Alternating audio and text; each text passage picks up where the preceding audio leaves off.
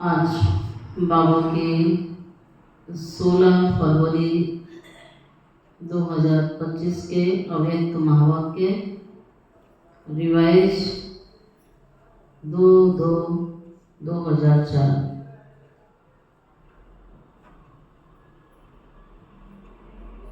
आज की मुरली की जो थीम है, पूर्वज और पूज्य के स्वमान में रह विश्व की व आत्मा की पालना करो।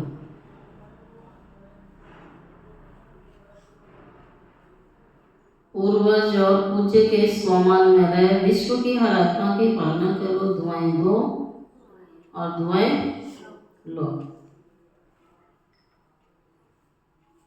आज चारों ओर के सर्वश्रेष्ठ बच्चों को देख रहे हैं। हर एक बच्चा पूर्वज भी है और पूज्य भी है। इसलिए इस कल्प वृक्ष के आप सभी जड़ हैं, तना भी हैं। आज बाबा कह रहा है कि आप सभी इस कल्प वृक्ष के, पूरी सृष्टि रूपी वृक्ष के जड़ भी हैं और तना भी हैं। तना का कनेक्शन सारे विश्व की टालियों से, पत्तों से स्वतः ही होता है। होता है कि नहीं होता है? नेचुरल विधि से ही होता है। तो सभी अपने को ऐसी श्रेष्ठ आत्मा, सारे वृक्ष की पूर्वज समझती हो। बाबा हमें कह रहे हैं कि आपको याद रहता है सारा दिन ये दुनिया में पाठ बजाते हुए जब हम डेली रूटीन में चलते हैं तो इस बात को याद रखना। बाबा कहता है कि पूरे कल्प वृक्ष की आप जड़ भी हो, तना भी हो, और तना का कनेक्शन पत्तों से स्वतः ही होता है, टालियों से स्वतः ही होता है। एक वृक्ष की इमेजिन करो। जो वृक्ष है, बीज तो किसी को नहीं नजर आता है ना? लेकिन खुदाई करो तो जड़ तो दिख ही जाएगी। होती तो जड़ें भी गुप्त है, लेकिन जड़ें नजर आती है। कुछ नजर आती हैं, कुछ थोड़ी बहुत बाहर भी कभी कभी दिखती है, नहीं तो अंदर तो होती ही है। तो जितना वृक्ष हमें ऊपर नजर आ रहा है उतना ही, जितना बड़ा वृक्ष होता है ना तो उसकी जड़ें भी नीचे नीचे उतना जाती हैं। तो हम देखते हैं कि जैसे कि एक पत्तों वाला वृक्ष होता है वो ऊपर नजर आता है, लेकिन एक जड़ों का वृक्ष नीचे है, उसका भी वैसा ही एक शेप होती है। होती है कि नहीं होती है? पतली पतली बारीक बारीक जड़ें जो है, जड़ के अंदर जड़ निकलती जाती हैं। तो उसकी जो शेप आप निकालेंगे तो वो भी एक वृक्ष की तरह ही निकलती है। तो बाबा ने कहा कि आपका स्थान जड़ में है और तना होता है जो जड़ के बाद का जो मेन पार्ट होता है, जिससे फिर शाखाएं निकलती हैं। तो जड़ के बिना वृक्ष नहीं और तना के बिना भी वृक्ष नहीं है। तो जड़ में ये ब्राह्मण जीवन, संगम युगी जीवन जो बाप और बच्चों की गुप्त है, और तना माना सतयुग और त्रेता युग, जो एक धर्म, एक राज्य, एक कुल, एक भाषा, देवी देवता धर्म। फिर उससे क्या निकले? अनेक धर्म, 3 मुख्य धर्म। तो फिर तना, शाखाएं, पत्ते, तो सबका कनेक्शन हुआ ना? सबका कनेक्शन हो गया। बाबा से तो है ही है और ब्राह्मणों का भी है। तब बाबा ने कहा कि आप पूज्य भी हो और क्या हो? और क्या? पूर्वज। हर बच्चा पूर्वज भी है, क्योंकि आधार मूर्त है, जड़ में स्थान है, तो पूर्वज में, और पूज्य तो तना में है स्थान, सतयुग त्रेता। इसीलिए इस कल्प वृक्ष की आप जड़ भी है, तना भी है। तना का कनेक्शन सारे वृक्ष की टालियों से है। तो पिक्चर क्लियर आ गया? वो पिक्चर को याद रखो कि इस पिक्चर में, इस वृक्ष में मेरा स्थान कहाँ पर है। तो फिर बाबा ने कहा कि टालियों का कनेक्शन वृक्ष से स्वतः ही होता है। तो सभी अपने को ऐसी श्रेष्ठ सारी वृक्ष की पूर्वज समझते हो। जैसे ब्रह्मा को ग्रेट ग्रेट ग्रैंडफादर कहा जाता है, तो उनके साथ ही आप भी मास्टर ग्रैंडफादर हो, ग्रेट ग्रेट बाबा कहते हैं जैसे ब्रह्मा बाबा ग्रेट ग्रेट ग्रैंडफादर है, तो आप सभी भी मास्टर ग्रेट ग्रैंडफादर हो। पूर्वज आत्माओं का कितना सम्मान है, आप भी मास्टर हो ना, तो आत्माओं का कितना सम्मान है ये पूर्वज आत्माओं का। उस नशे में रहते हो। सारे विश्व की आत्माओं से चाहे किसी भी धर्म की आत्माएं हैं, लेकिन सर्व आत्माओं के आप तना के रूप में आधार मूर्त पूर्वज हो, इसलिए पूर्वज होने के कारण आप पूज्य भी हो। पूर्वज द्वारा हर आत्मा को सकाश स्वतः ही मिलती रहती है। झाड़ को देखो, तना देखो, जड़ द्वारा लास्ट पत्ते को भी क्या मिलता है, तो सारा बाबा कलप वृक्ष को क्लियर कर रहा है, बाबा समझा रहा है कि जड़ में आप पानी डालोगे तो लास्ट पत्ते तक जाता नहीं जाता, जो टॉप पर भी लगा हुआ होगा ना कितनी भी ऊंचाई पर, यदि वो ग्रीन है माना उसका जड़ से कनेक्शन है, और अगर सूख गया तो कनेक्शन उसका कट गया। सूखे हुए वृक्ष पर न पत्ते आते हैं, न फल आते हैं, न फूल आते हैं, और कनेक्शन है तो तीनों आएंगे, निशानी है, नहीं तो सूख करके पत्ता नीचे गिर जाता है या डाली गिर जाती है, सूखा हुआ गिर जाता है। ये सिस्टम चलती है, जब तक उसका कनेक्शन रहता है तो हरा भरा रहेगा, लेकिन कनेक्शन टूटा तो सूख करके गिर जाएगा। तो ठीक उसी प्रकार से बाबा ने कहा संगम पर शक्ति भरी तो सतयुग त्रेता चले, ये वृक्ष पूरा हरा भरा रहा, बीज से शक्ति लेके गए ना, लेकिन द्वापर युग से कनेक्शन क्या हुआ हमारा, बीज से कनेक्शन कट हो गया, और कनेक्शन कट होने के कारण शाखाएं सूखने लगी।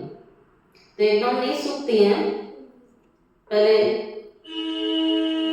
ग्रीन जो पत्ता है वो थोड़ा सा कम होगा, ग्रीन कम हो जाएगा, कम होते होते येलो हो जाएगा, और येलो से धीरे धीरे काला हो जाएगा,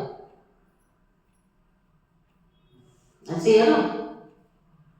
तो बाबा कहता है द्वापर युग माना पीलापन आ गया पत्तों में, और कलयुग माना काला हो गया, सूख गया, बस सारा ही झाड़ सूख गया, पूरा झाड़ माना पूरी सृष्टि का कनेक्शन बाप से कटे तो पूरा सूखा हुआ झाड़ है।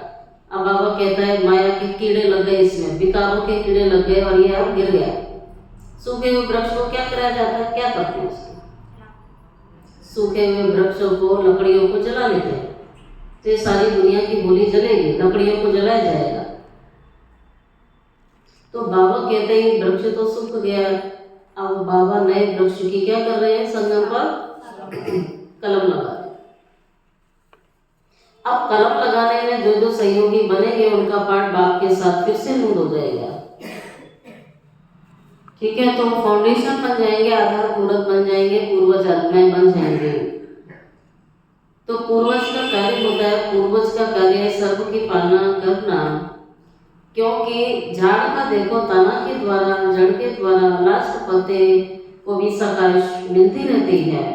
पूर्वज का कार्य यही होता है। लौकिक में भी देखो पूर्वजों के द्वारा ही चाहे शारीरिक शक्ति की पालना, शरीर की पालना, तो शारीरिक शक्ति की पालना भी पूर्वजों के द्वारा ही होती है। स्थूल भोजन के द्वारा, पढ़ाई के द्वारा शक्ति भरने की पालना होती है। बाबा कहता लौकिक में जैसे शरीर की पालना हुई, भोजन की हुई, पढ़ाई की हुई, आप पूर्वज आत्माओं को बाप के द्वारा मिली हुई शक्तियों से सर्वात्माओं की पालना करना है, ठीक है। लौकिक का उदाहरण फिर बाबा ने दिया हमें दूसरा एग्जाम्पल, पहला वृक्ष का उदाहरण है और दूसरा है घर के पूर्वज, लौकिक पूर्वज, ध्यान रखते हैं ना, इस शरीर का जन्म भी उनके द्वारा होती है। तो हर प्रकार की पालना, भोजन की पालना, पढ़ाई की पालना, शरीर की पालना पूर्वजों के द्वारा होती है, बड़े बुजुर्गों के द्वारा होती है, माता पिता के द्वारा होती है, दादा दादी के द्वारा होती है। तो आज के समय अनुसार सर्व आत्माओं आत्माओं को शक्तियों के द्वारा पालना की आवश्यकता है। तो बाबा हमें ये कह रहे हैं कि सारा विश्व, सारे संसार को पालना की जरूरत है। तो उस पालना देने के निमित्त आप बनो। जानते हो आजकल आत्माओं में अशांति और दुख की लहर छाई हुई है। सारे वृक्ष में, सारी सृष्टि में कौन सी है लहर? दुख और अशांति। तो हमें कोई दूसरी पालना नहीं, ये पालना की आवश्यकता है जो भगवान हमें दे रहा है। बाकी तो मनुष्य कुछ भी मेहनत करके कर सकता है, धन भी कमा सकता है, बहुत कुछ कर सकता है, लेकिन जो सुख शांति की पालना वो तो कोई भी नहीं दे रहा ना एक दूसरे को। तो सारी दुनिया में आजकल आत्माओं में अशांति और दुख की लहर छाई हुई है। तो आप पूर्वज और पूज्य आत्माओं को अपनी वंशावली के ऊपर रहम आता है। ये है रहम, बाबा से जोड़ना, बाबा से कनेक्शन जोड़ना और भगवान की डायरेक्ट पालना आत्माएं स्वयं लें, यही रहम है। बाकी तो आप धन दोगे कितने दिन चलेगा? हर चीज का अंत है, विनाशी है। धन विनाशी है, वस्त्र विनाशी है, भोजन भी रोज चाहिए, आज खाएंगे फिर खत्म, फिर कल खाएंगे। भगवान कहता अविनाशी बाप से जुड़ोगे तो अविनाशी पालना मिलेगी जो सदा काल की चाहिए, जो मूल आवश्यकता है।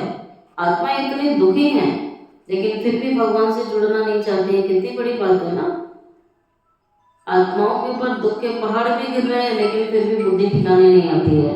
कितना भी उन्हें अच्छी बातें सुनाएंगे तो सुनने को तैयार नहीं है, समझने को तैयार नहीं है। तो बाबा ने कहा तो कमजोर आत्माएं हैं, उन्हें सकाश दो। फिर अब यही हाल है ना, दुख भी बहुत है एक के बाद एक, लेकिन भगवान को याद करना नहीं चाहती आत्मा। सोचो कितनी मलिन और कितनी पतित है वह आत्मा, तो इतना होने के बाद भी भगवान से कनेक्ट नहीं होना चाहती है। लेकिन बाबा कहता आपको फिर भी जोड़ना उसे। भगवान उन्हीं आत्माओं का कल्याण करने के लिए आया है, तो ये आपको रोजों का काम। तो सारे विश्व में दुख शांति की लहर छाई हुई है। पूर्वज और पूज्य आत्माओं को अपनी वंशावली के ऊपर रहम नहीं आता है? आता है, बताइए किस किस को आता है? पूछ रहा है बाबा। आता है तो फिर सेवा करो। सिर्फ रहम आने से काम थोड़ी चलेगा, उसके लिए प्रैक्टिकल स्वरूप होना चाहिए हमारा। फिर कि आत्माओं को हम सक्षम बनाए, हिम्मत दें, बाबा से कनेक्टिविटी करवाएं। जैसे जब कोई विशेष अशांति का वायुमंडल होता है, अशांति तो रहती है, कुछ विशेष अशांति होती है, बाबा से कह रहा है।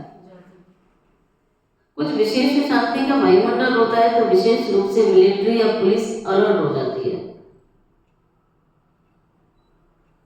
ऐसे आजकल के वातावरण में आप पूर्वज भी विशेष सेवा के अर्थ स्वयं को निमित्त समझते है ना। कोई हलचल हो जाए, कुछ हो जाए तो पुलिस वाले आ जाते हैं। बाबा भी यही कह रहा है कि सारे विश्व की आत्माओं के आप निमित्त हो तो आपको स्मृति रहती है। आजकल के वातावरण में आप पूर्वज की विशेष सेवा के अर्थ स्वयं को आप निमित्त समझते हो। सारे विश्व की आत्माओं के आप निमित्त हो, ये स्मृति समझते हो। सारे विश्व की आत्माओं को आज आपके सकाश की आवश्यकता है। सारे में सारी आ गई, इसमें तेरा मेरा कुछ भी नहीं है। हर आत्मा से मेरा कनेक्शन है, क्योंकि मैं पूर्वज आत्मा हूँ, मैं पूज्य आत्मा हूँ। मेरा स्थान जड़ में और तने में है। मेरा पूरे विश्व से कनेक्शन है, एक एक आत्मा से कनेक्शन है। ये सोचो, तो ये हद नहीं, ये बेहद हो गई। बुद्धि हद से परे, इसको बाबा कहते बेहद में रखो। केवल 2-4 लोगों की सोच की जिंदगी नहीं बिताओ, सारे विश्व की सोचो। उसके लिए हम क्या कर रहे हैं, अलग से क्या कर रहे हैं?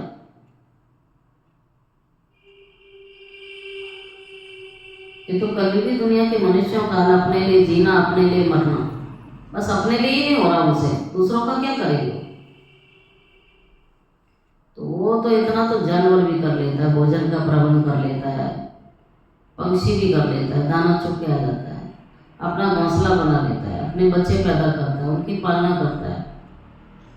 बाबा ने कहा आप तो बहुत महान आत्मा है, तो ऐसा कौन सा महान कार्य कर रहे हो? ऐसे थोड़ी फील होगा कि आप रटते रहो बैठ के मैं महान आत्मा हूँ, महान आत्मा हूँ। महान काम करोगे तो फील होगा महान आत्मा हूँ। ऐसा कौन सा महान कार्य कर रहे हैं जो आपको ये महसूस हो कि मैं महान आत्मा हूँ? उसके लिए अवश्य ऐसे काम करने पड़ेंगे जो दूसरे नहीं कर सकते। और आप ये कहते हो कि मेरे पास अलग से शक्ति है, तो अलग से शक्ति वाला कौन सा कार्य कर रहे हैं ऐसा? तो बाबा कहते हैं विश्व की पूर्वज आत्मा अपने को अनुभव करते हो, विश्व की सेवा याद आती है। किरण बहन आते सो गए? अब पीछे वाले इतने पीछे लंबी ट्रेन क्यों बना ली? आगे लाइन है ना, आगे आ जाओ। 3 लाइनें बनाओ ना, आगे आगे नजर आओगे। यहाँ लाइट चल रही है, इधर हो जाओ। 3 लाइनें बनाओ, पीछे वाले आगे आ जाओ, आ जाओ पीछे वाले आगे आओ। तीसरी लाइन बना लो। पुष्पा माता यहाँ बनाओ, मैं आपके पीछे बैठेगा ना कोई आएगा तो।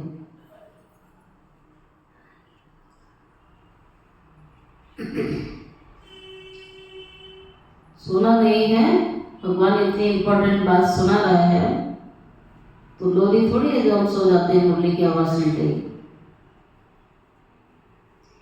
तो बाबा ने कहा अपने सेंटर की से बाबा फिर कहते हैं ऐसे बेहद विश्व की पूर्वज आत्मा अपने को अनुभव करते हो, विश्व की सेवा याद आती है या सिर्फ अपने सेंटर की सेवा याद आती है? सोचो, बाबा कितनी ऊंची बात करता है। कहीं को तो सेंटर की सेवा भी नहीं रहती बुद्धि में, और भगवान कहता तुम सेंटर की सेवाएं संभालते हुए उससे ऊपर और सोचो। तो वो याद आती है। आज आत्माएं आप पूर्वज देव आत्माओं को पुकार रही हैं। बाबा कहता है आप देव आत्माओं को पुकार रही हैं। हर एक अपने अपने भिन्न भिन्न देवियां और देवताओं को पुकार रहे हैं। क्या पुकार रहे हैं बताइए? क्या पुकार है उनकी? बोलो, मुझसे बोला करो तो नींद नहीं आएगी।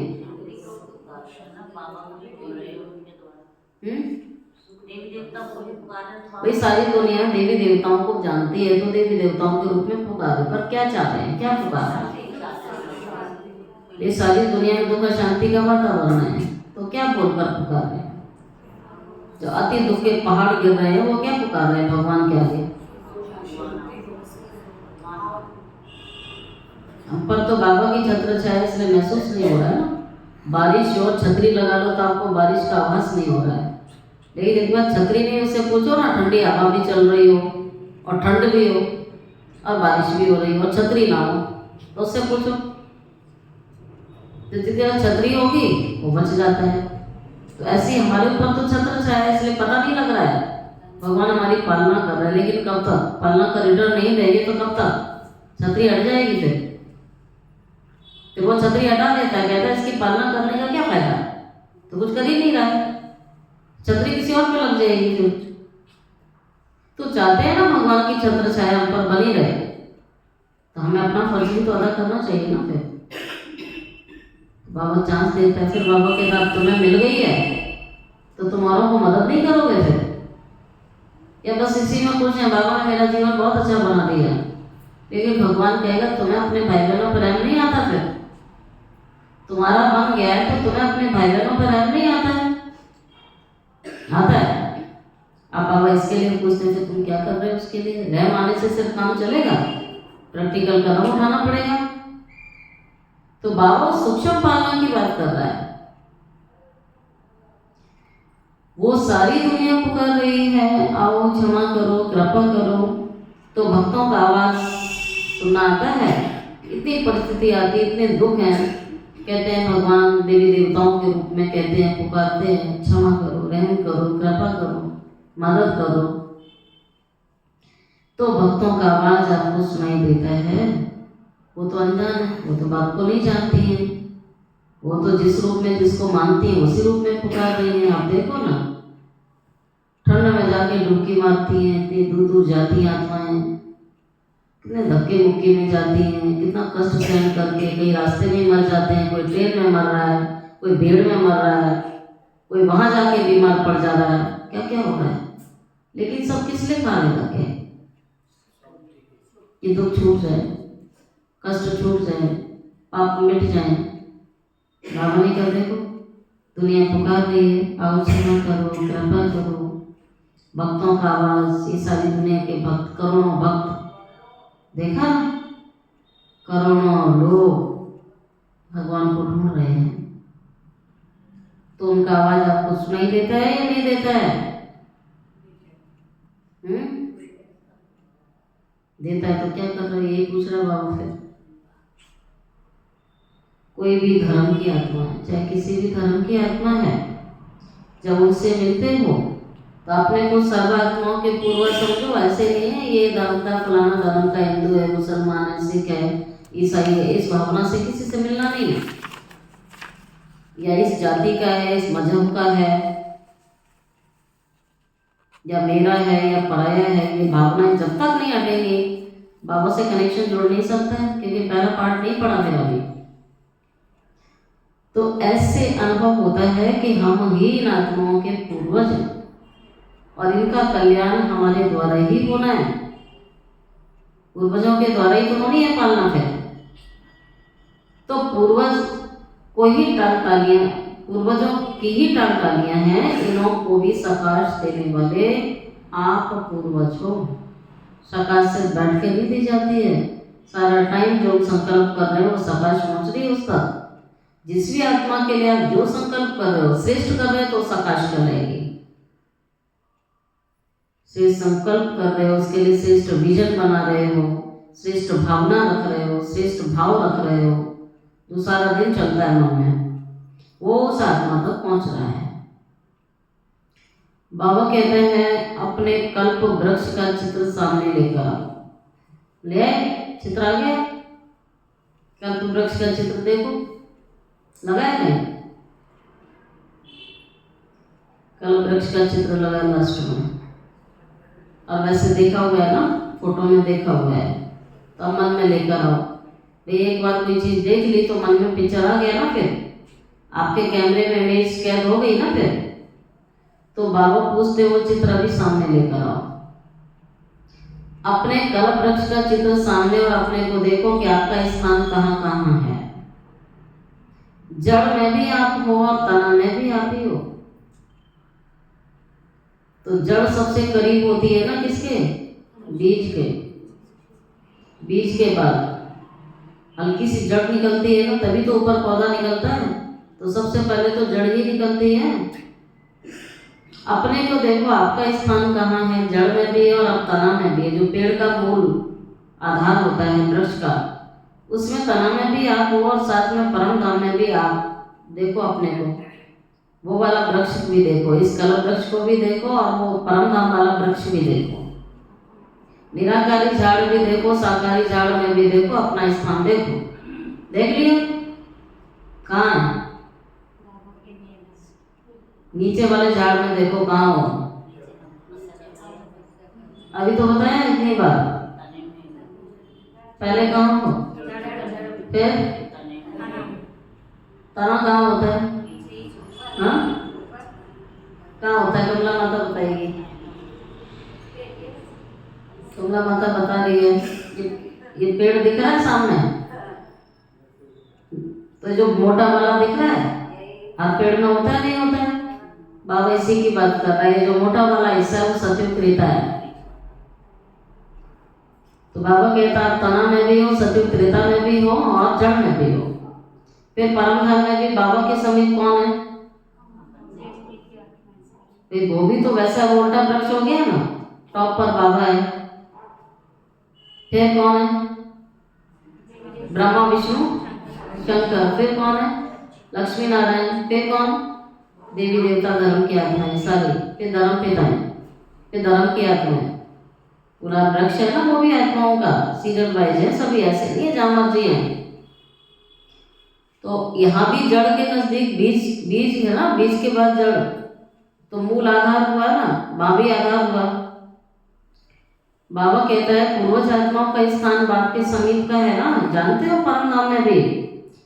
इसी नशे में कोई भी आत्मा से मिलते हो ना, तो हर धर्म की आत्मा आपको महसूस होना चाहिए कि इसकी पूर्वज आत्मा मैं हूँ। उन्हें लगना चाहिए, उन्हें भी महसूस होना चाहिए हमारे आपसे कोई भी मिले उसको ये तब महसूसता होगी जब आप उस दृष्टि से उसकी पालना करोगे। जब आपके लाइफ में तेरा मेरा कदम, ये तो दुनिया की आत्माएं कहती हैं, बस बच्चे मानो मेरे यही है, बस बाकी दुनिया कुछ नहीं, बस उन्हीं में अटकी रहती बुद्धि। अब बाबा कहते हाथ से निकलो, आपका पूरे संसार से कनेक्शन है। तो इस नशे से मिलते हो, बाबा कहते इस भावना से मिलो। हर धर्म की आत्मा आपको ये लगना चाहिए कि हमारे हैं, अपने हैं, उस दृष्टि से देखते हैं। अगर उस पूर्वज के नशे से, स्मृति से, वृत्ति से, दृष्टि से, ये सारी बातें बाबा कहते हैं इंक्लूड करो। केवल एक चीज नहीं, आपकी दृष्टि, आपकी वृत्ति, आपकी कृति, आपकी भावना, सब कुछ, सब में वही होना चाहिए। सब में नहीं होता है, बोल में बोल देते हैं आप हमारे, लेकिन अंदर की भावना नहीं है, तो उस आत्मा तक तो भावना पहुंच रही है ना। तो पहले अंदर की, मन की, कहते हैं मन की गहराइयों में चेक करो, उसको मन की गहराई बोली जाती है। एक होता है मन में, एक होता है मन की गहराई। मन में माना संकल्प में, गहराई में माना वृत्ति में।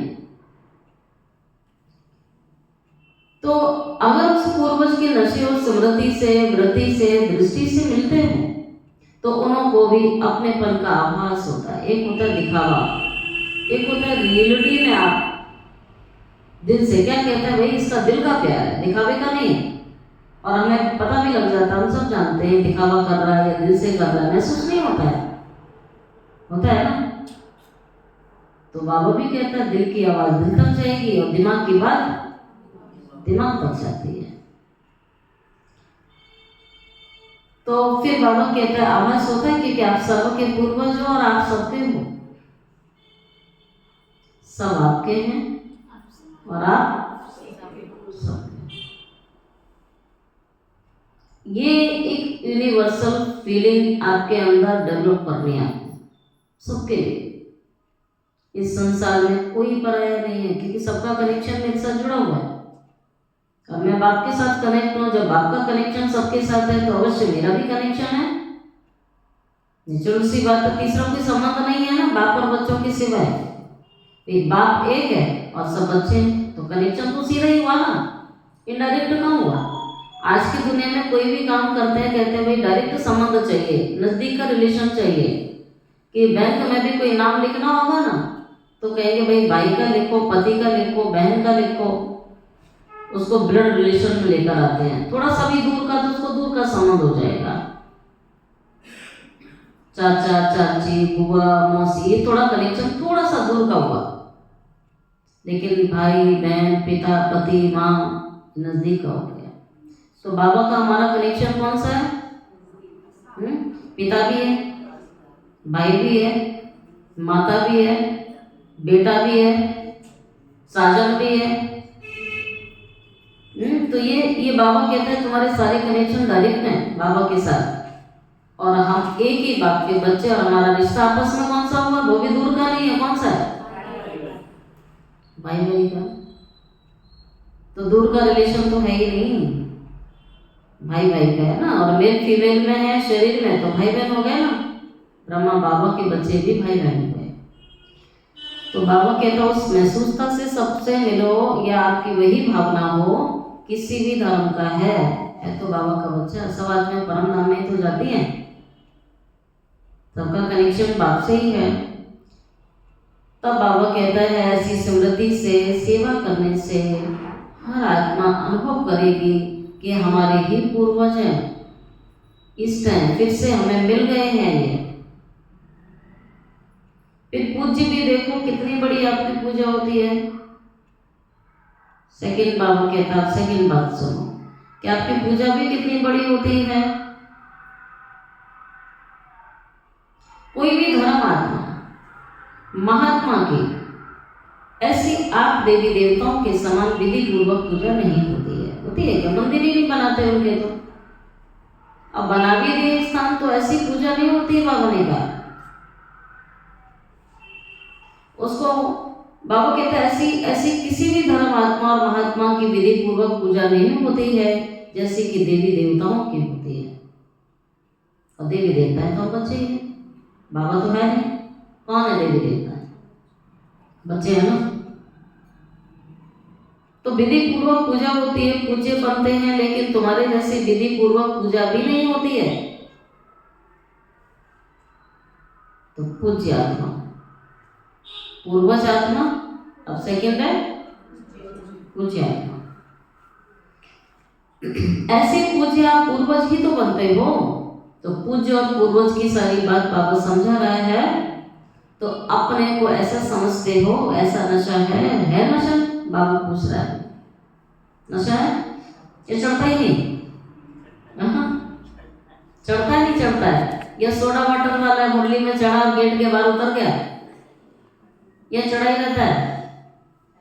उतर जाता है तो चढ़ा के रखना पड़ता है, बार बार स्मृति लानी पड़ती है, अपने को स्मृति दिलानी पड़ती है बार बार।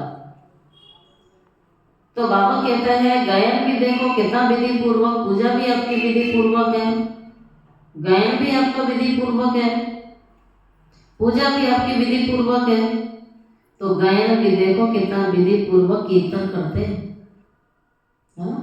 दुर्गा का भक्त होगा तो दुर्गा के कीर्तन करेगा, काली का होगा तो काली का, गणेश जी का तो गणेश जी की आरती होगी, हनुमान जी की आरती होगी, सबकी आरती बनी हुई है ना। तो बाबा ने कहा देखो आरती करते हैं, विधि पूर्वक कीर्तन करते हैं, ऐसे पूज्य आप पूर्वज बनते हो। तो अपने को ऐसे समझते हो, ऐसा नशा आपको रहता है नशा जो समझते हम पूर्वज आत्माएं हैं, ये नशा रहता है, ये स्मृति रहती है, ये नशा सदैव रहता है। वो हाथ उठाओ। बाबा कहता रहती है तो हाथ उठाया। बाबा कहता अच्छा रहती है, सदा रहती है? बाबा पूछता है रहती है, मैं तो हाथ उठाया, बहुत अच्छा। अभी दूसरा क्वेश्चन कौन सा होता है? सदा रहती है। पहला क्वेश्चन रहती है, दूसरा क्वेश्चन सदा रहती है? सदा नहीं रहती है, सदा रहती ही नहीं है। बात सदा की आ गई है, ये तो सुधार करना है। सदा रहने लग जाए तो फिर यहाँ नहीं बैठे रहेंगे शरीर में। बाप दादा सभी बच्चों को हर प्राप्ति में अविनाशी देखना चाहते हैं। कभी कभी नहीं, क्यों? जवाब बहुत चतुराई से देते हैं।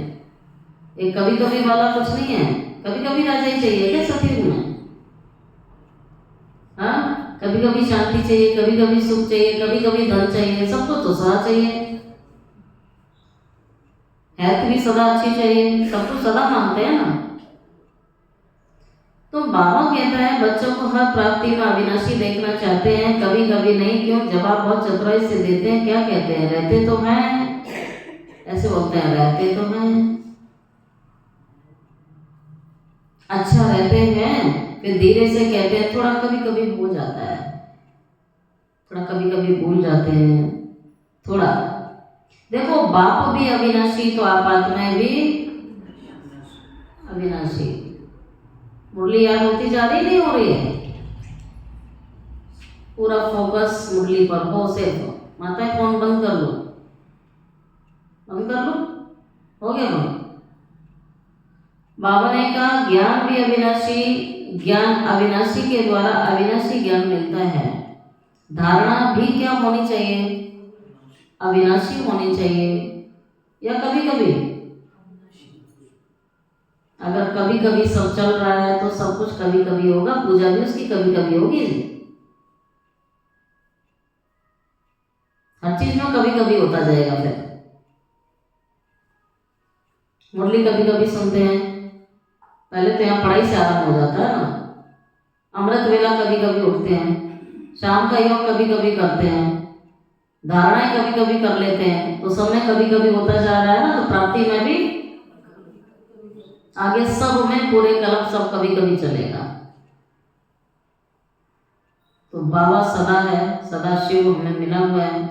तो हर बात में यही कहता है सदा शब्द जोड़ो, हर बात में सदा शब्द। तो कभी कभी नहीं। बाप दादा सभी बच्चों को समय की सर्कमस्टांस अनुसार बेहद की बेहद की सेवा में बिजी देखना चाहते हैं। ठीक है, तुम क्या चाहते हैं ये पूछा बाबा ने। तुम तो खाओ और सोना चाहते हो, इसलिए बाबा हमसे नहीं पूछ रहा है, बाबा चाह रहा है। क्या चाह रहा है? तो आज पूरी करोगे नहीं करोगे? ऐसे नहीं होता बाबा मुझे आपसे प्यार है, लेकिन होता कुछ नहीं है। सिर्फ प्यार प्यार कहने से थोड़ी बात बनती है। अब आप सोचो, आप अपने बच्चों को कहो मुझे आपसे बहुत प्यार है, अब ना उनके आप कपड़े दो, ना उनका खाना बनाओ, ना उनका कोई काम करो, ना उन्हें कोई मदद करो, बस बोलते रहो बेटा आई लव यू। लगेगा बच्चे को? करना पड़ता है। आप रात दिन उनके लिए मेहनत करते हो तो बच्चे को बोलना नहीं पड़ता घड़ी घड़ी। बच्चे को खुद ही पता है कि मेरी माँ का मेरे साथ कितना लगाव है।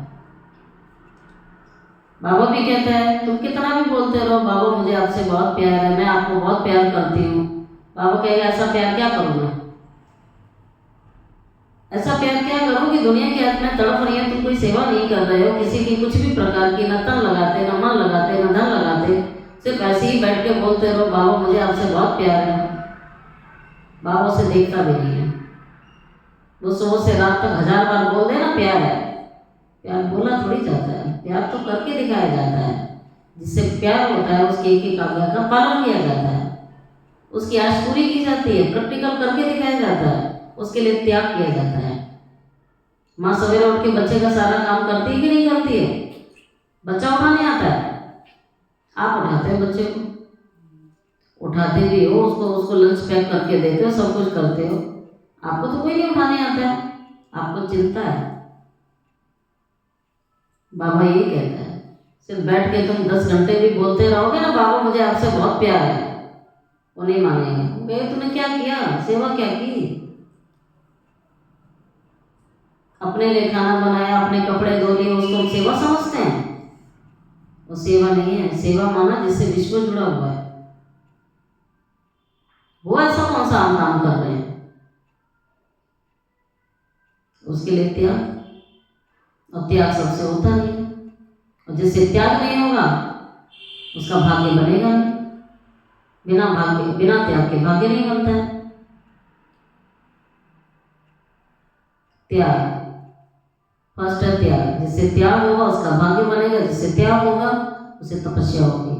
जिससे त्याग नहीं हो रहा तपस्या क्या करेगा? तो बाबा कहता है हर बात में त्याग, और कभी कभी नहीं, उसमें भी सदा। तब उसमें आता मैं ही सहन करूं, मैं ही करूं, सदा मैं ही करूं। अरे मुझे सदा का राज्य भाग्य चाहिए तो मुझे करना है, सदा करना है। कब तक का सवाल नहीं, जब तक जीवन है, जब तक श्वास है, कब तक भी नहीं है। तो बाबा ये कहता है कि आप सर्कमस्टांस प्रमाण नहीं या प्रोग्राम प्रमाण नहीं, आप बेहद की सेवा में सदा बिजी रहना चाहते हैं, क्योंकि सेवा में बिजी रहने के कारण अनेक प्रकार की हलचल से आप बच जाते हैं, व्यर्थ से बच जाते हो, बहुत सारी चीज़ों से बच जाते हैं। तो बाबा कहता है सेवा में बिजी रहोगे तो अनेक प्रकार की हलचल से आप बच जाओगे। लेकिन जब भी सेवा करते हो, प्लान बनाते हो, प्लान अनुसार प्रैक्टिकल में भी आते हो, सफलता भी प्राप्त करते हो। कई बच्चे क्या सुना? पूरी बात बताओ, बाबा ने क्या बताया अभी?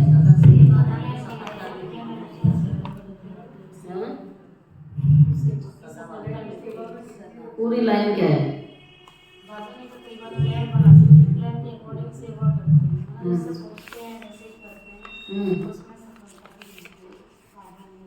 बाबा ने कहा जब भी सेवा करते हो तो प्लानिंग करते हो, ठीक है, प्लान अनुसार प्रैक्टिकल में भी आते हो, सफलता भी प्राप्त कर लेते हो। लेकिन बाबा चाह रहा है अभी कि एक ही समय पर तीनों सेवा इकट्ठी हो, एक ही समय पर। 3 सेवा कौन सी? 3 सेवा कौन सी इकट्ठी हो? मनसा वाचा कर्मणा। अच्छा, बाबा कहते हैं एक ही समय पर तीनों सेवा इकट्ठी हो, सिर्फ वाचा नहीं, मनसा भी हो और वाचा भी हो और कर्मणा अर्थात संबंध संपर्क में आते हुए भी सेवा हो। ठीक है, आप सेवा कर रहे हैं लेकिन मन ठीक नहीं है उसका। सेवा तो हाथों से कर रहे हैं लेकिन मन डिस्टर्ब है, तो मन से भी तो कोई स्थिति चाहिए ना। आपने सेवा की और मन खराब है तो आपका तो जो भी आपको देखेगा तो संबंध संपर्क में आएगा, वो क्या प्रेरणा लेगा। ये तो लौकिक दुनिया में होता है, कोई कुछ काम करेगा उसका बस चेहरा ही बदल जाएगा, है ना। तो भगवान कहता है यहाँ तो सेवा है, और सेवा को आप सेवा समझ के करोगे तो आपको मेवा मिलेगी, वरना कुछ नहीं मिलेगा, उसका फल जीरो है। आप उस नशे से, उस भावना से सेवा करो कि किसकी सेवा कर रहे हैं हम, किसकी आज्ञा है। जब तक वो भावना नहीं है तो सेवा से शक्ति नहीं मिलेगी, डिस्चार्ज हो जाएंगे, मेवा नहीं मिलने वाली है। तो बाबा कहता है मनसा से, वाचा से, कर्मणा अर्थात संबंध संपर्क होता है। सेवा का भाव, बाबा ये देखता है किस भाव से सेवा कर रहा है। ये मत सोच के करो इसने नहीं करी, उसने नहीं करी, मुझे करना पड़ रहा है, बहुत कुछ दिमाग चलता है, उसके सारे नंबर पड़ जाएंगे, एक ही नंबर मिलने वाला नहीं है उसको, और उसका शरीर दर्द कर जाएगा। और जो बाबा की याद में करता है वो सेवा भी करेगा, उसकी खुशी बढ़ेगी, निशानी है। तो बाबा कहता है आपकी भावना और भाव बहुत अच्छा होना चाहिए। इस समय वाचा के सेवा की परसेंटेज बच्चों की ज्यादा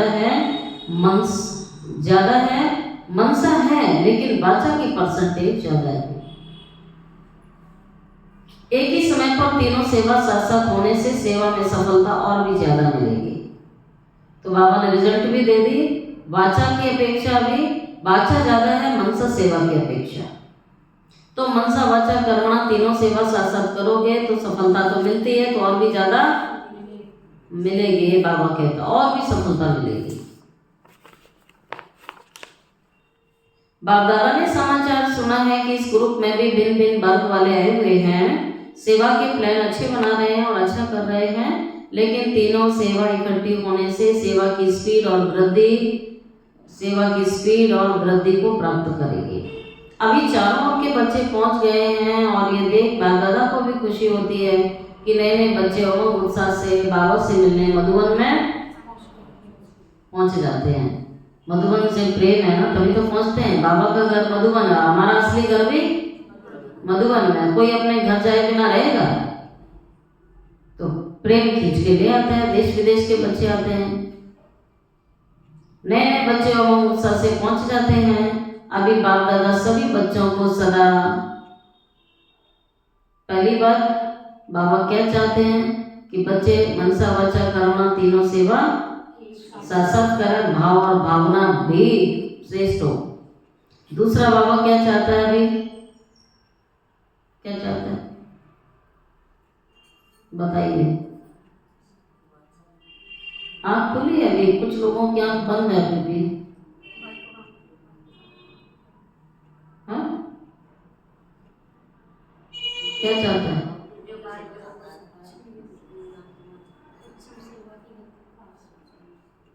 आवाज नहीं आ रही, इतना धीरे धीरे बोल रहे हैं। अच्छा, बाबा कहता है अभी निर्विघ्न स्वरूप में आपको देखना चाहते हैं। निर्विघ्न जानते हो क्या होता है? कोई विघ्न नहीं। निर्विघ्न माना विघ्न कितने भी होंगे लेकिन उसकी स्थिति निर्विघ्न होगी, विघ्न उसका कुछ बिगाड़ेगा नहीं। इसका अर्थ ये नहीं होता है कि विघ्न नहीं आएंगे, समझ गए। रास्ते में जा रहे हैं, गाय आ गई, घोड़ा आ गया, भैंस आ गई, लेकिन वो तो रास्ते में जा ही रहा है ना। आ गई तो थोड़ा स्पीड स्लो हुई ना, करनी तो पड़ेगी। जानवर आ गया लेकिन वो रुकता नहीं है, स्पीड स्लो की निकल जाता है, लेकिन स्लो हुई ना। और एक होती है हाईवे पर जा रहे हैं, और हाईवे पर तो कोई रेड लाइट भी नहीं होती, वह चलते जाओ, गाड़ी चलती ही जाएगी। और एक होते हैं संगम विहार की भीड़ से गाड़ी निकालना। और कई बार तो रास्ता बंद होता है, जगह जगह रोड खुद ही पड़ी है, जिधर से जाओ उधर से रास्ता बंद मिलता है, कहीं निकालने की जगह नहीं होती है, गाड़ी फंस जाती है, रुक गई गाड़ी। बाबा कहता है ऐसी जीवन में होता है परिस्थिति, विघ्न आया रुक गए। अब विघ्न को खत्म करने में समय लगाया, एनर्जी वेस्ट की, टाइम लगाया, तो उसे तो विघ्न जीत नहीं कहेंगे। निर्विघ्न माना विघ्न कब आया और कब चला गया उसको पता ही नहीं, उसकी अपनी स्पीड बरकरार है, उसके मन की स्थिति। अब मन हलचल में आया, फिर मन को ठीक किया तो टाइम वेस्ट हुआ ना। विघ्न आया, विघ्न भगाया, मन ठीक किया, मन खराब हो गया था, तो विघ्न ने तो अपना काम कर लिया ना। फिर निर्विघ्न, कितना भी परिस्थितियां आ जाएं, कितना भी विघ्न आ जाए, लेकिन उसके मन की हलचल ना हो, मन स्थिर रहे, हलचल से परे रहे, बाबा उसको निर्विघ्न स्थिति कहता है कि विघ्न उसको टच ना करे। विघ्न बाहर है, उसके अंदर विघ्न नहीं है। बाहर सबको दिख रहा है बहुत बड़ा विघ्न है, लेकिन उसके मन में नहीं है विघ्न, उसको बाबा कहता है निर्विघ्न। बाबा ऐसा हमें देखना चाहता है, ये भगवान की आश है, ये टीचर की आश है जो रोज हमें पढ़ाता है कि प्रैक्टिकल पेपर आए, पेपर तो आएगा आपको, हम तो बहुत अच्छा पढ़ते हैं और पढ़ाते भी बहुत अच्छा है, लेकिन विघ्न आया तो पढ़ाई साइड रख दी, पेन ही नहीं चल रहा, उससे कुछ लिख के ही नहीं आया और कहीं मैंने तो बहुत पढ़ाई की। तो ऐसे हम बाबा की रोज मुरली सुनते हैं, रोज दिखते, लेकिन विघ्न आया तो ज्ञान ध्यान सब साइड और रोने बैठ गए, खाए विघ्न, तो पढ़ाई साइड कर दी ना। फिर तो बाबा ने क्या पढ़ाया था, फिर उन्हें रोज यही पढ़ाया था, जीते जी आपको मरना है और ये सारी दुनिया मरी पड़ी है। रोज पढ़ाता है, नहीं पढ़ाता है, लेकिन भगवान की एक बात पढ़ने के लिए जीवन लग जाएगी, पक्की करने में जीवन लग जाएगी। अगर एक दिन में हम पढ़ लेते तो टीचर आता और पढ़ा के चला जाता। इसलिए बाबा कहते हैं जब आप निमित्त बने हुए निर्विघ्न स्थिति में स्थित रहो तो विश्व की आत्माओं को सर्व समस्याओं से आप मुक्त बना सकोगे। आप खुद निर्विघ्न होंगे तो अनेक आत्माओं को समस्याओं से निर्विघ्न बना सकोगे, और खुद विघ्नों के प्रभाव में आओगे तो दूसरों को क्या बनाओगे आप? रोने वाला हंसा सकते हैं दूसरों को? ये बाबा पूछता है आप खुद विघ्न में हो तो दूसरे का क्या विघ्न हटाओगे? तो विश्व की आत्माओं को सर्व समस्याओं से निर्विघ्न बना सको, इसके लिए विशेष दो बातों पर अंडरलाइन करो। ऐसी स्थिति बाबा चाहता है, और ऐसी स्थिति हमारी कैसे बनेगी उसके लिए दो बातें अंडरलाइन करो। धारणा, ये बाबा की आश है, और उसके लिए बाबा ने हमें मेथड बताया है कि आप कौन सी युक्ति अपनाओगे, कौन सी विधि अपनाओगे। तो बाबा कहता है वो दो बातें हैं जिसको आप करते भी हो लेकिन और अंडरलाइन करो, करते भी हो लेकिन और अंडरलाइन करो। अंडरलाइन तो समझते होंगे ना, कोई चीज लिख रहा है उसके नीचे हम अंडरलाइन कर देते हैं जो अलग से दिख जाता है। तो ऐसी बाबा कहते इस बात को और अंडरलाइन माना, उसको और पक्का करना और गहरा करना और उसको हाईलाइट करना। तो इसको बाबा कहता है उसको और अंडरलाइन करो। अभी एक तो हर एक आत्मा को, पहली बात मूल धारणा, हर एक आत्मा को क्या करना है? बाबा कहता हर एक आत्मा को अपनी आत्मिक दृष्टि से देखो। लिख लो, ये अभ्यास है, ये अभ्यास से सब खत्म। तेरा मेरा अपना पराया, छोटा बड़ा काला गोरा सब खत्म। बाबा कहता है हर एक को आत्मिक दृष्टि से। आत्मा के ओरिजिनल संस्कार के स्वरूप में देखो कि इसका ओरिजिनल संस्कार क्या है। 7 मूल गुण जो सुनते हैं, मूल है तो बहुत सारे, चाहे कैसी भी संस्कार वाली आत्मा है, दिख रहा है ना कैसा भी संस्कार है उसका अभी वर्तमान में, लेकिन उसके मूल संस्कार में देखो। जो मूल माना जो परम धाम में जब आत्मा होती है तो किस रूप में होती है? आत्मिक स्वरूप, वो देखो उसका। आत्मा अपने मूल स्वरूप में कैसी होती है, उसका मूल स्वरूप देखो, वर्तमान नहीं देखो उसका। आत्मा के ओरिजिनल संस्कार के स्वरूप में देखो, चाहे वो कैसी भी संस्कार वाली आत्मा है, लेकिन आपकी हर आत्मा के प्रति शुभ भावना और शुभ कामना, क्या क्या रखनी भावना। लेकिन इसकी वजह कौन सी भावना आती है? क्रोध वाली आ जाती है, दुर्भावना आ जाती है, घृणा वाली आ जाती है, ईर्ष्या वाली आ जाती है। ये सब भावनाएं रखनी है, आ जाती हैं, तो ये प्रैक्टिस करनी पड़ेगी ना। भावना का कौन कौन सी भावना रखनी है? शुभ भावना रखनी है, शुभ कामना रखनी है, परिवर्तन की श्रेष्ठ भावना रखनी है, उनके संस्कार को थोड़े समय के लिए परिवर्तन कर सकती है। आत्मिक भाव हिमज करो उसका। जैसे शुरू में देखा तो संगठन में रहते, आत्मिक दृष्टि, आत्मिक वृत्ति, आत्मा आत्मा से मिल रही है, बात कर रही है। ये बाबा ने प्रैक्टिकल जब भट्टी में रखा 14 साल, तो ये अभ्यास डेली कराता था। इस दृष्टि से फाउंडेशन कितना पक्का हो गया। अभी सेवा के विस्तार में, सेवा के विस्तार के संबंध में आत्मिक भाव से चलना,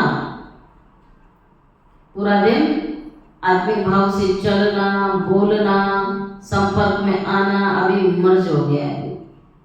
तो इसकी कूट कूट के बाबा कहता प्रैक्टिस करो। फलाना है, फलाना ऐसे नहीं, ये मेरा बच्चा है, ये मेरा पति है, ये मेरी पत्नी है, ये फलाना है, ये इन संबंधों से नहीं देखना है अभी किसी को। ये पड़ोसी है, ये अज्ञानी है, ये ज्ञानी है, ये बाहर वाला है, ये अंदर वाला है, ये सब भावनाएं खत्म। आत्मा के मूल स्वरूप से देखो। बाबा ये कह रहा है आत्मिक दृष्टि को और पक्का करो, अपने भाव भावना को पक्का करो, उसको और प्योर बनाओ, शुद्ध बनाओ, शुभ बनाओ, परिवर्तन की भावना रखो, ओरिजिनल स्वरूप से देखो उसको। आत्मा आत्मा से मिल रही है, बात कर रही है, दृष्टि से फाउंडेशन कितना पक्का बाबा ने कराया। तो जो दादियों को कराया, दादियों को सदैव पक्का रहता था। आप दादियों की क्लास अभी यूट्यूब से सुनो, उसमें बार बार यही आएगा, गुलजार दादी की क्लास सुनो। बाबा ने कूट कूट के पक्का कराया, कभी देह दृष्टि किसी के प्रति गई नहीं, देखा ही नहीं। देह माना अशुद्ध, अशुद्ध माना किचड़ा। तो बाबा इसको कहते हैं किचड़ा उठाते हो, अशुद्ध देह को देख रहे हो। तो देह दृष्टि बाबा कहता आप खुद चेक करो कि आपकी दृष्टि कौन सी है।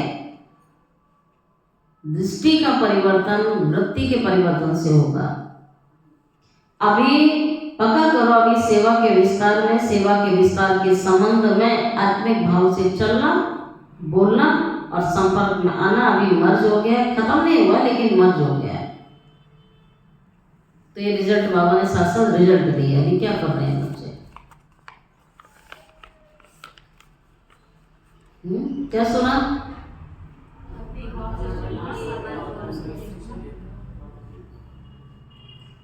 बस नहीं बोला।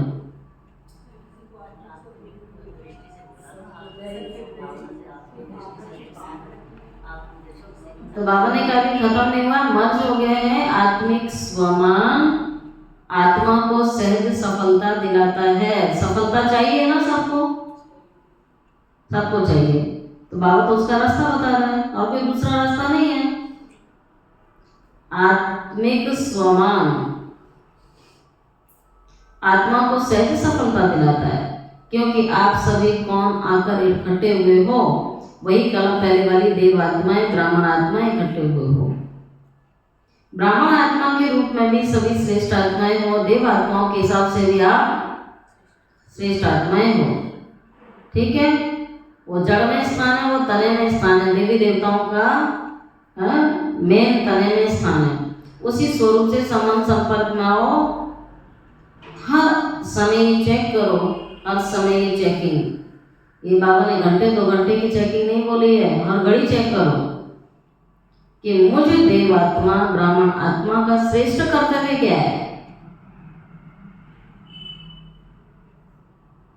जीवन अलौकिक है तो अलौकिक ही होगा ना। जो दुनिया कर रही वो तो नहीं होगा, दुनिया सड़ती होगा। कि मुझे ब्राह्मण आत्मा का, श्रेष्ठ आत्मा का कर्तव्य क्या है, मुझ देव आत्मा का। क्या कर्तव्य है? बाबा पूछता है, ये अपने आप से पूछो फिर हर समय।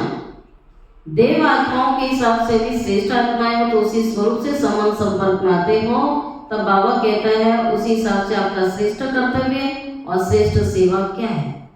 बाबा पूछता है। ब्राह्मण आत्मा के हिसाब से, देव आत्मा के हिसाब से, पूर्वज के हिसाब से, पूज्य के हिसाब से आपका श्रेष्ठ कर्तव्य क्या है, आपकी सेवा क्या है? तो क्या है बताइए?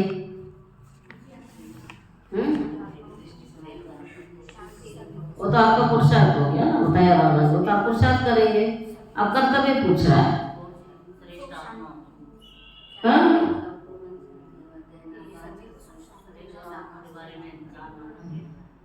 दुआएं देना,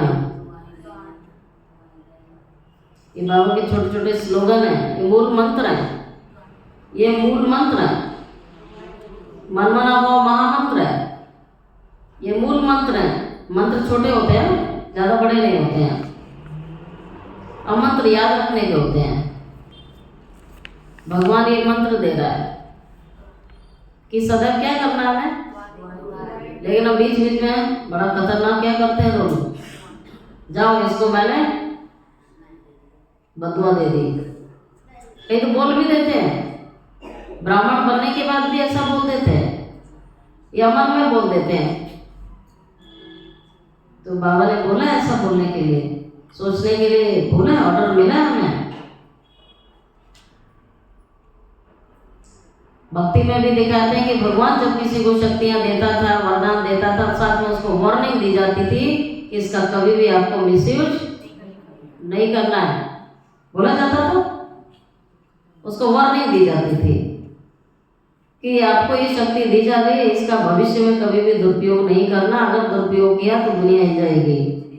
तो फिर दिखाते हैं कि भाई उसको जिस अस्त्र शस्त्र का उपयोग करता था तो उसको फिर से आकाशवाणी होती थी या उसको रोका जाता था कि अगर इसको नहीं रोका गया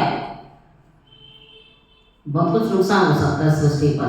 तो सब दिखाते हैं, सब देवी देवताओं में हलचल हो जाती थी कि इसको गुरु से ये ब्रह्मास्त्र मिला हुआ और इसको यूज करने के लिए मना किया गया है, ये सिर्फ इस सृष्टि के कल्याणार्थ ही यूज होगा, वरना नहीं होगा। तो ये सब यादगार संगम की तो है।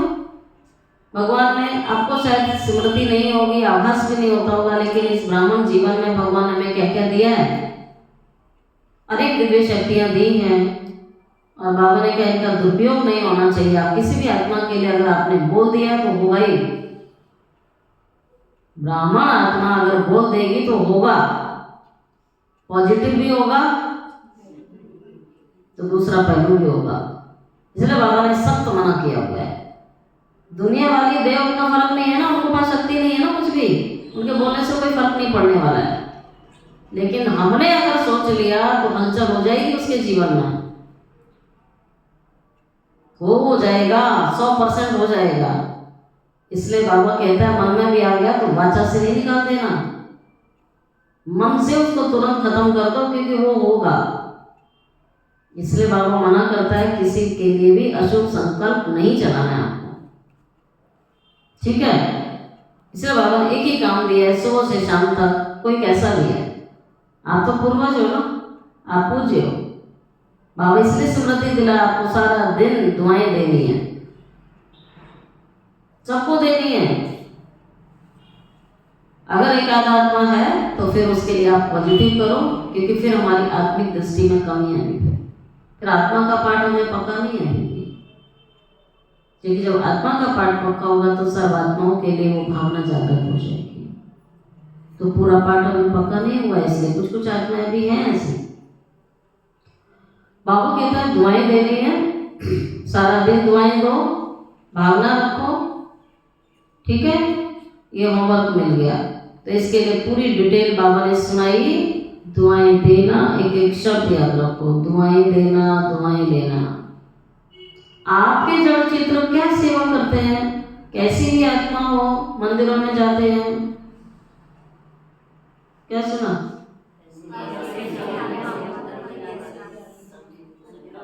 क्या करते हैं, मंदिरों में जाते हैं, भगत जाते हैं, कैसी भी आत्मा को पहुंच जाए तो फिर देवी देवताओं से क्या अनुभूति होती है, मंदिरों में क्या अनुभूति होती है? मिलती है ना, सभी को समान मिलती है, कोई इसमें अंतर थोड़ी होता है। तो ठीक उसी प्रकार से बाबा ने कहा आपके जड़ चित्र क्या सेवा करते हैं, कैसी भी आत्मा हो, लेकिन दुआएं लेने जाते हैं ना, दुआएं लेकर आते हैं वहां से। कोई भी अगर पुरुषार्थ में मेहनत समझते हैं, वो पत्थर की मूर्त है, वो पत्थर की मूर्त के आगे बैठते हैं, भावना से सबको वही महसूसता होती है। वो पत्थर की मूर्त नहीं लगती, उन्हें क्या लगता है? चैतन्य में लगता है, फीलिंग लगती है, वो महसूसता आती है कि ये पत्थर की नहीं है, ये चैतन्य है। तो बाबा ने कहा देखो सब लेकर आते हैं ना, आत्मा हो लेकिन दुआएं लेने जाते हैं, दुआएं लेकर आते हैं। कोई भी अगर पुरुषार्थ में मेहनत समझते हैं तो सबसे सहज पुरुषार्थ है ये, सबसे सहज पुरुषार्थ बाबा सुना रहा है। अगर तुमसे कोई खास पुरुषार्थ नहीं हो रहा अपने जीवन में, तो एक तो ये पकड़ लो बात बाबा की ज्ञान की गहराई है ये, कि सारा दिन हमें क्या देनी है? बोलिए, ये बात खड़े हो जाओ सब, थोड़ी देर खड़े होकर मुरली सुनो। आंखें खुलती नहीं है मुरली में? हाँ सारे खड़े हो जाओ, तो टांगों की एक्सरसाइज हो जाएगी ना, टांगें कमजोर हो जाएंगी। वजन टांगें उठाना चाहिए ना, आपका शरीर का वजन, इसलिए खड़ा होना एक्सरसाइज है ये। ठीक है, आप सुनो, अगर एक भी सोएगा ना तो सबको खड़ा किया जाएगा, नहीं तो आसपास वाले को जगाएगा।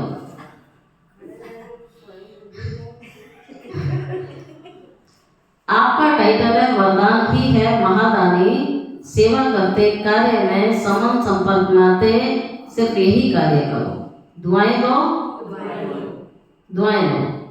बाबा पूछ रहा मुश्किल है ये? तो आज ये पाठ पक्का करके जाना। सबको क्या देनी है?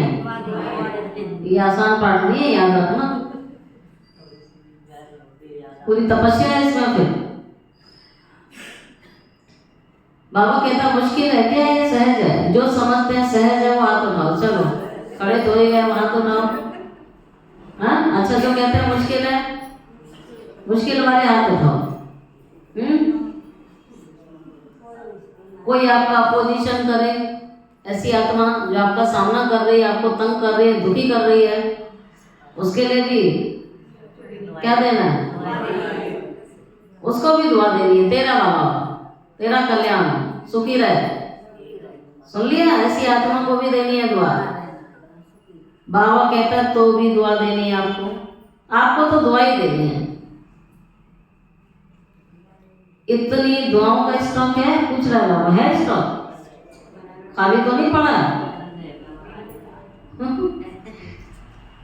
बाबा कह रहे स्टॉक चेक करो, कोई कैसी भी आत्मा आपके सामने आ जाए, गाली देने वाली, इंसल्ट करने वाली, आपको पता है सारा दिन मेरी बुराइयां करती है, इसका कोई काम ही नहीं है, हाँ?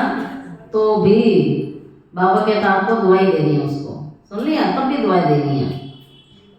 इतनी दुआओं का स्टॉक है तुम्हारे पास। फिर बाबा पूछ रहा है तो बोल दो, नहीं है तो नहीं बोलो, नहीं है तो भर जाएगा, झूठ बोलोगे तो गड़बड़ है, फिर नहीं है तो बाबा देगा। फिर बड़ा बाबा कहता है इतना स्टॉक जमा होना चाहिए तुम्हारे पास, थोड़ा पैर हिलाते रहो, कोई दिक्कत नहीं होगी। तो बाबा कहता है अपोजिशन तो होगी, क्योंकि अपोजिशन ही पोजीशन तक पहुंचाती है आपको। जो दुनिया की अपोजिशन है ना, वही असली पोजीशन में आपको सेट करते हैं। कहते हैं दुनिया की ठोकरें क्या बनाती हैं? ठाकुर बनाती हैं। चैनी हथौड़े आपको मूर्ति बनाते हैं। इसलिए बाबा ने कहा अपोजिशन ही है आपको पोजीशन में लाएंगे। सुन लिया? कितनी अच्छी बात है बाबा की। देखो सबसे ज्यादा अपोजिशन तो ब्रह्मा बाप की हुई ना। अपोजिशन कितनी नंबर 1 बनी उसकी, ब्रह्मा ने पाई ना। कुछ भी हो लेकिन मुझे ब्रह्मा बाप समान दुआएं देनी है, इतनी दृढ़ता होनी चाहिए। क्या ब्रह्मा बाप के आगे सब बना बनाया मिला क्या? हाँ? तो बाबा ये पूछता है क्या ब्रह्मा बाप से आपको प्यार है? हाँ? क्या ब्रह्मा बाप के आगे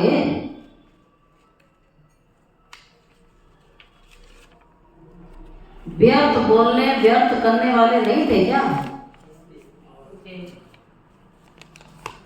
हिस्ट्री सुनते हो ना, मारने तक आ जाते थे, आग लगा देते थे, कोर्ट कचहरी हो गई, क्या क्या हो गया, सब तो हुआ। तो ब्रह्मा बाबा ने दुआएं दी, समाने की शक्ति रखी, उसको गाया नहीं जगह जगह, मेरे साथ ऐसा हुआ, मेरे साथ ऐसा हुआ। बाबा यही कहते थे, बच्चा है बदल जाएगा, ठीक है।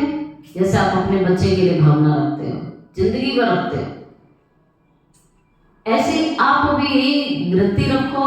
ये कल्प पहले वाले हमारे ही परिवार के, ब्राह्मण परिवार के हैं, और कुछ नहीं सोचना, जो बाबा कह रहा है वही सोचना है। मुझे बदल, इसको भी बदलना है, पहले मुझे बदलना है खुद को, फिर इसे भी बदलना है। यह बदले तो मैं बदलूं, ये नहीं सोचना है। जो पहला नंबर कदम उठाते हैं ना, भगवान उन्हीं को वरदान दे देता है। जो जिंदगी भर दूसरे के लिए देखते हैं ना, आंख उठा के ये करेगा तो मैं करूं, ये बदले तो, वो तो कभी आगे बढ़ नहीं सकता ना। आगे बढ़ने वाली आत्मा की क्वालिटी यही होती है, वो किसी को नहीं देखती है, बस वो स्वयं को देखती है। बाबा यही कहता है, ऐसे नहीं ये बदले तो मैं बदलूं, मुझे बदल के बदलना है, मेरी जिम्मेवारी है ये। तब दुआ निकलेगी और दुआ मिलेगी आपको। मेरी जिम्मेवारी है, मेरा कर्तव्य है, मुझे बदलना है। बाबा कहता है तब तुम्हें दुआ तुम्हारे लिए निकलेगी, दुआ मिलेगी। अभी समय जल्दी से परिवर्तन की ओर जा रहा है, थक गए तो बैठ जाओ। अतीत में जा रहा है, लेकिन समय परिवर्तन के पहले आप विश्व परिवर्तक श्रेष्ठ आत्माएं स्व परिवर्तन के द्वारा सर्व के परिवर्तन के आधार मूर्त बनो। आप भी विश्व के आधार मूर्त, उद्धार मूर्त हो। हर एक आत्मा लक्ष्य रखे।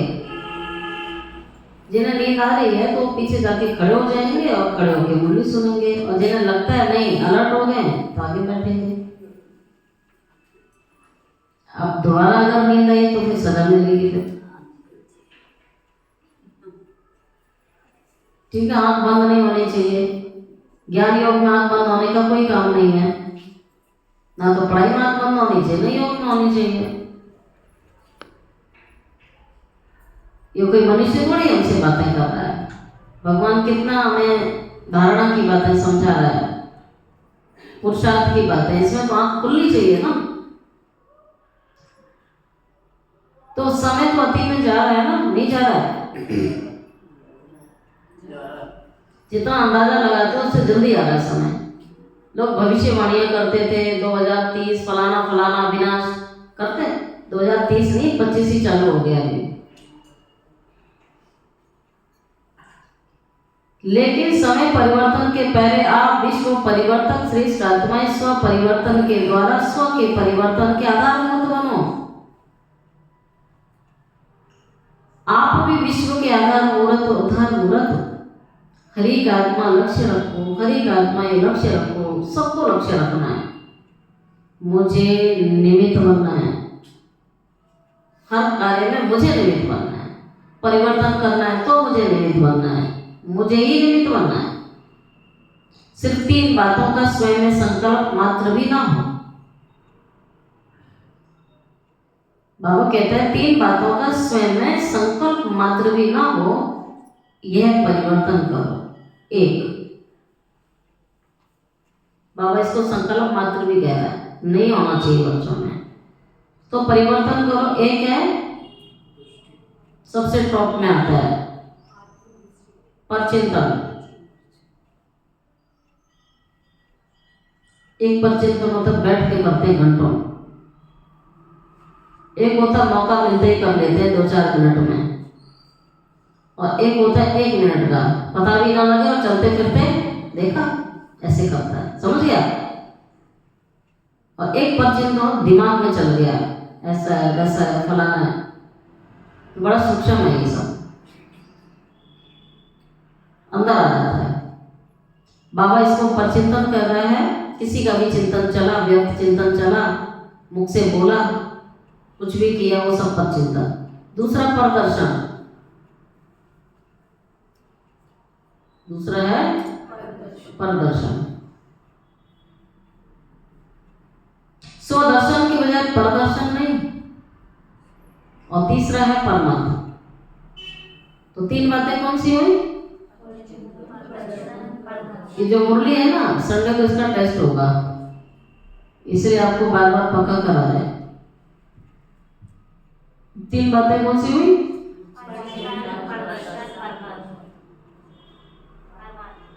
पहला हुआ परचिंतन, दूसरा हुआ प्रदर्शन, और तीसरा हुआ परमत। परमत कह लो, परसंग कह लो, परकुसंग कह लो, इसमें भी 3 बातें हैं। परमत, परसंग, परकुसंग। कुसंग, श्रेष्ठ संग करो, क्योंकि संग दोष बहुत नुकसान करता है। पहले भी बाप दादा ने ये बात कही हुई है कि इसकी बजाय क्या करो, 3 पर काट दो, 1 पर जोड़ दो। वो कौन सा है?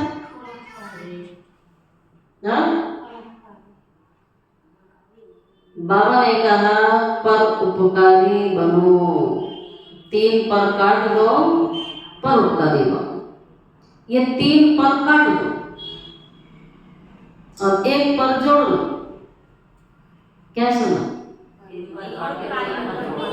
1 पर कौन सा हुआ? ठीक है, परोपकारी है। प्रदर्शन, परचिंतन, परमत अर्थात कुसंग, पर का फालतू संग, पर का फालतू संग, पर उपकारी बनो, तब ही दुआएं मिलेंगी। और दुआएं देंगे, और कोई तुम्हें कुछ भी दे, कोई तुम्हें कुछ भी दे, गाली दे रहा है, उल्टा बोल रहा है, आप बददुआएं दे रहा है, कुछ भी कर रहा है, कुछ भी दे रहा है, आप क्या करें? हमारा कर्तव्य, मेरी ड्यूटी, मुझे भगवान की आज्ञा मिली है, समझ गए? तो ये करना है। दुआएं दो, इतनी हिम्मत है। बड़े बड़े महारथी भी फेल है इसमें, इसलिए बाबा इस चीज को कहता है, जिसने पक्का कर लिया वो सचमुच महारथियों से भी आगे चला जाएगा। बाबा सहज विधि बता रहा है इतनी हिम्मत। बाप दादा चारों के सेंटर वाले बच्चों को कह रहा है, अगर आप सब बच्चों ने हिम्मत रखी, कोई कुछ भी दे रहा है लेकिन हमें उसको दुआएं देनी है, सुना, ऐसा वैसा कैसा नहीं करना है। तो बाप दादा इस वर्ष काश बाबा ने बोला है, जो इस आज्ञा का पालन करेगा, बाबा इस वर्ष उसको एक्स्ट्रा, आपको हिम्मत के उमंग के कारण उसको मदद देगा। वो दिखेगी नहीं, मिल जाएगी उसे, उसके खाते में जमा हो जाएगा।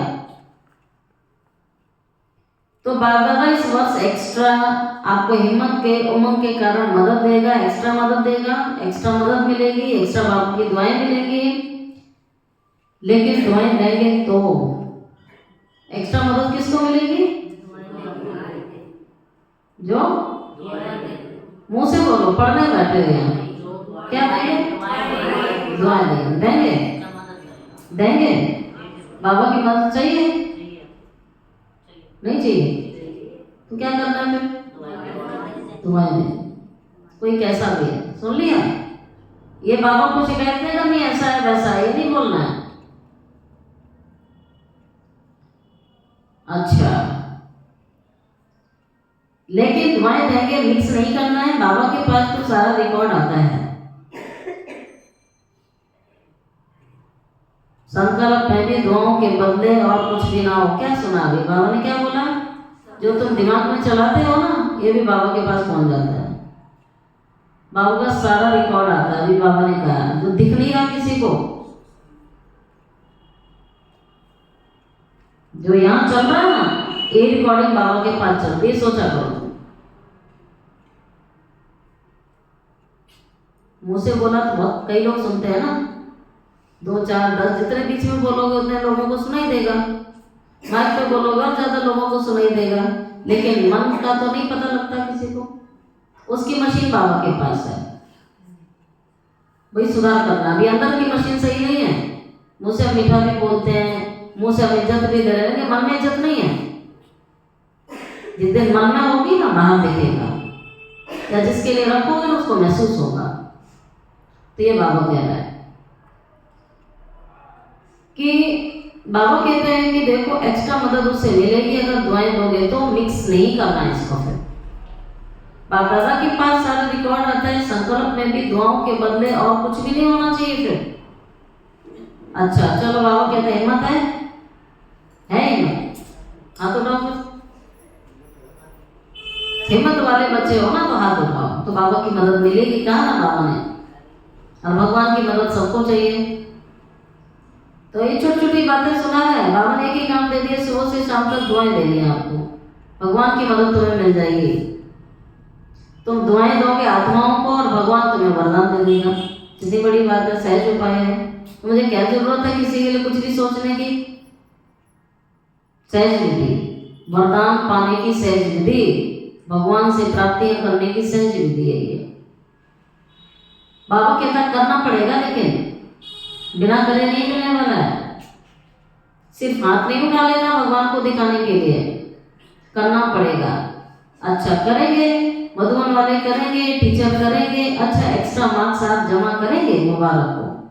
क्यों? बाप दादा के पास एडवांस पार्टी बार बार आती है और कहती है हमें तो एडवांस पार्टी का पार्ट दिया, वो बजा रहे हैं। दीदी दादियां जो चली गई ना शरीर छोड़ के, एडवांस पार्टी, वो बाबा के पास आती है, बार बार कहती है हमें तो एडवांस पार्टी का पार्ट दिया है, वो बजा रहे हैं, लेकिन हमारे साथी एडवांस स्टेज क्यों नहीं बना रहे हैं? वो बाबा को कहती है बार बार आके, वो सब आत्माएं कि जो नीचे बैठे हैं सब अपना एडवांस पार्ट क्यों नहीं बजा रहे हैं, एडवांस पुरुषार्थ क्यों नहीं कर रहे हैं? बार बार आती है कि एडवांस पार्टी का जो पार्ट दिया हम तो बजा रहे हैं, लेकिन एडवांस स्टेज आपने क्यों नहीं बना रहे हैं?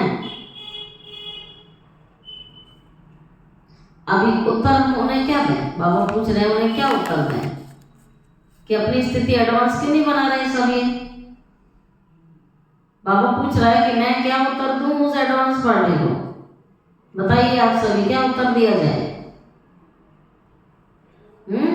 है उत्तर कुछ? कोई उत्तर ना दे? बाबा पैर पूछ रहा है क्या उत्तर दें? एडवांस स्टेज, एडवांस पार्टी का पार्ट जब दोनों मिले तब समाप्ति होगी। एडवांस स्टेज, आप अपनी एडवांस स्टेज बनाओ, एडवांस पार्टी का पार्ट जब दोनों मिले तब समाप्ति होगी। वो पूछते हैं क्या जवाब दें, कितने साल में बनेगी?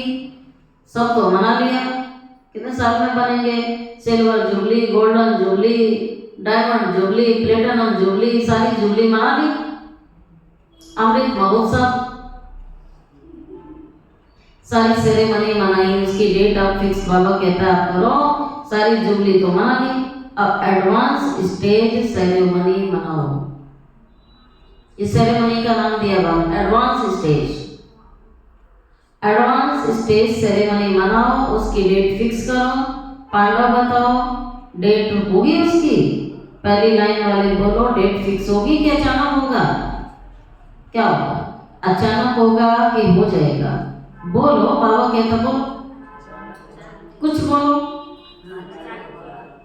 ना? करोगे नहीं? आप लोग नहीं करोगे? क्या उत्तर दे रहे हो? सोच समझ के नहीं दे रहे आप। तो हम किस लिए बैठे हैं? बाबा को ही सब करवाना, पुरुषार्थ भी वही करवाएगा, सब वही करवाएगा, तो हम किस लिए हैं? तुम कुछ नहीं करोगे तो हाथ पे हाथ रख के बैठे रहोगे तो उन्हें थोड़ी कुछ मिलने वाला है। टीचर पढ़ाएगा, स्टूडेंट का काम पढ़ना, टीचर थोड़ी ना पढ़ेगा, टीचर तो पढ़ा हुआ है, पढ़ना तो हमें है ना अभी, या बाबा ही पढ़ लेगा? वो तो पढ़ा हुआ है पहले से ही। बाबा पूछ रहा है अचानक होगा कि हो जाएगा? बोलो, कुछ बोलो, सोच रहे हैं क्या? निर्वैर से पूछ रहे हैं सेरेमनी होगी या अचानक होगा? आप दादी से पूछ रहे हो या दादी को देख रहा है, दादी कुछ बोले आप बताओ, रमेश को कहते हैं बताओ, आखिर तो होना ही है। तब सब सामने बैठे थे और अभी तो गए सब। ये जब मुरली चली बात में तो सब चली ही शरीर छोड़ के। तो बाबा इसलिए तो कह रहा है समय से पहले तैयार हो जाओ, जितनों के नाम आ रहे हैं सब शरीर छोड़ के चले गए, विनाश तक थोड़ी इंतजार करते रहे। आखिर कब आप डेट बताओ, उस डेट तक कर लेंगे। अच्छा बाप दादा 1 साल की एक्स्ट्रा डेट दे रहे हैं अभी। तब बाबा ने कहा था, तो कुछ आत्माओं ने पुरुषार्थ कर लिया, अपना कर लिया तो संपन्न बन गई। हिम्मत से एक्स्ट्रा मदद मिलेगी ये तो कर सकते हैं ना, ये करके दिखाओ, फिर बाबा डेट फिक्स करेगा। सुना, आपका डायरेक्शन चाहिए तो इस 2004, ये 2004 की कुंडली है, ऐसा माना नहीं है। मतलब ये है कि आप इतनी तैयारी, अभी इतनी तैयारी नहीं है तो एडवांस पार्टी को अभी 1 वर्ष तो रहना पड़ेगा ना। अच्छा, क्योंकि अभी से लक्ष्य रखेंगे, करना ही है तो बहुत काल ऐड हो जाएगा, क्योंकि बहुत काल का भी हिसाब है ना। ये अभी से पुरुषार्थ करना है, बाबा कहता अभी से लक्ष्य रखना है, बहुत काल का पुरुषार्थ आपका ऐड हो जाएगा। बाबा फिर कहते हैं कि बहुत काल का पुरुषार्थ आपका ऐड हो जाएगा, क्योंकि बहुत काल का भी हिसाब होता है। अगर अंत में करोगे तो बहुत काल का हिसाब ठीक नहीं होगा, इसलिए अभी से अटेंशन प्लीज। अच्छा, बाबा ने ये मुरली सुनाई, पक्का कराया, कमियां भी बताई, अभी तक बच्चों की कमियां क्या है, मूल मंत्र भी दिया, स्मृतियां भी दी, क्या स्मृति रखनी है, सब क्लियर कर दिया है कि मुरली का, ताकि हम पूज्य और पूर्वज आत्मा बन सकें। क्या थॉट रखने हैं, क्या फीलिंग रखनी है, क्या सेवा करनी है, ठीक है। तो आपको पूरी मुरली आपने सुन ली है, और अगले सबसे पहले टेस्ट होगा आपका, ठीक है। टेस्ट होगा तब अगली मुरली सुनाई जाएगी। अच्छा, फिर बाबा कहता भी रूहानी ड्रिल याद है, 1 सेकेंड में अपने पूर्वज स्टेज में आए परम धाम निवासी बाबा के साथ ये विजन लाना है। अभी जब योग करेंगे ये विजन लाना है।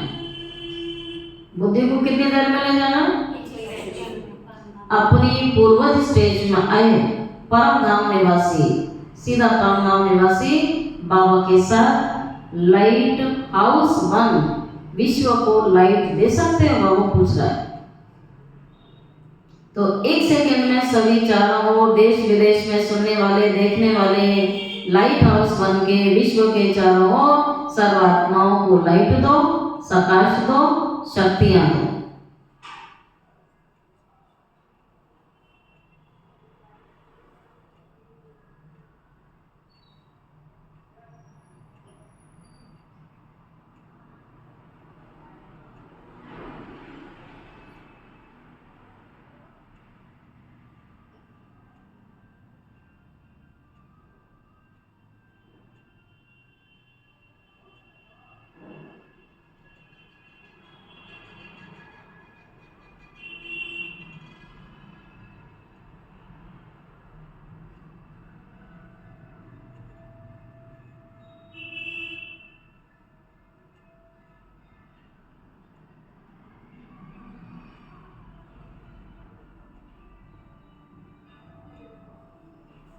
बाबा कहते हैं चारों ओर के विश्व के पूर्वज और पूज्य आत्माओं को यह प्यार दिया बाबा ने, सदा दातावान सर्व को दुआएं देने वाले महादानी आत्माओं को, सदा दृढ़ता के द्वारा स्व परिवर्तन से सर्व परिवर्तन करने वाली विश्व परिवर्तन आत्माओं को, सदा लाइट हाउस 1 सर्व आत्माओं को लाइट देने वाले समीप आत्माओं को बाप दादा का यह प्यार और दिल की दुआओं सहित नमस्ते। रूहानी बच्चों की रूहानी बाप दादा को यह प्यार, गुड मॉर्निंग और नमस्ते। फिर रूहानी बच्चों की रूहानी बाप दादा को यह प्यार, गुड मॉर्निंग और नमस्ते नमस्ते नमस्ते। शुक्रिया बाबा, शुक्रिया बाबा, शुक्रिया।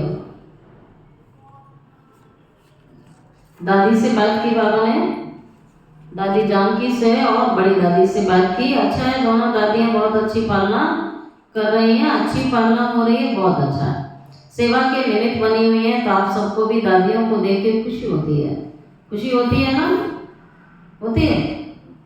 आप सबको भी दादियों को देख खुशी होती है, जिम्मेवारी का सुख भी तो मिलता है ना। सबकी दुआएं कितनी मिलती हैं, सभी को खुशी होती है। दोनों दादियाँ बाप दादा को गले लगी, जैसे देखकर खुशी होती है, वैसे इन्हों जैसा बन के कितनी खुशी होगी आपको। तो दोनों दादियों को बाबा ने गले लगाया, तो ये सीन देख के सबको खुशी हुई। बाबा कहता है जब दादियों को देख के आपको इतनी खुशी होती है, तो इनके जैसा जब बनोगे तो कितनी खुशी होगी।